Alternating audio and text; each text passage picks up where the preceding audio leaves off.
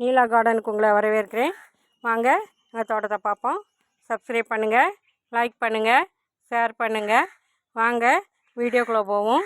இன்றைக்கி என்ன பார்ப்போன்னா, இந்த அடினியம் பூக்களை பற்றி பார்ப்போம். பாருங்கள், டெசர்ட் ரோஸ்ன்னு சொல்லுவாங்க. அடினியம் இதுக்கு மெயின்ஸே தேவையில்லை. அப்படியே இந்த ஒரு குச்சியை நடுத்துட்டா போதும். இது தண்ணி அதிகமாக ஊற்ற வேண்டியதில்லை. அப்பப்போ தண்ணி கொடுத்துட்டா போதும். அடினியம் பாலைவன ரோஸம்பாங்க. இது ஒற்றை அடுக்கும் இருக்குது, அடுக்கும் இருக்குது. இதுவும் சாதாரண கலரு, டபுள் கலரு, லைட் பிங்க்கும் டார்க் பிங்க்கும் இணைஞ்சிருக்கு. பாருங்கள், தொட்டோன்னா வந்துருச்சு. இந்த பூவு மாதக்கணக்காக வாடாமல் இருக்கும். பாருங்கள், அழகாக பூத்துருக்கு. இதுக்கு அப்பப்போ உரம் கொடுத்தா போதும், தண்ணி லைட்டாக கொடுத்தா போதும். அது பாட்டுக்கு வளர்ந்துக்கிட்டு இருக்கும். ஒரு ஓரத்தில் வச்சிட்டோம்னா போதும், நிறைய பூக்கள் வரும். பார்க்கறதுக்கும் அழகாகவும் இருக்கும். பாலைவன ரோஜா, டெசர்ட் ரோஜுன்னு சொல்லுவாங்க.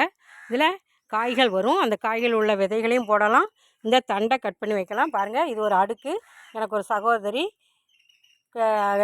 கொரியரில் அனுப்புனாங்க. நேற்று தான் வந்தது. நட்டு வச்சுருக்கேன். பாருங்கள், இந்த 2 சின்ன கட்டிங் கொடுத்தாங்க. அதை நட்டு வச்சுருக்கேன்.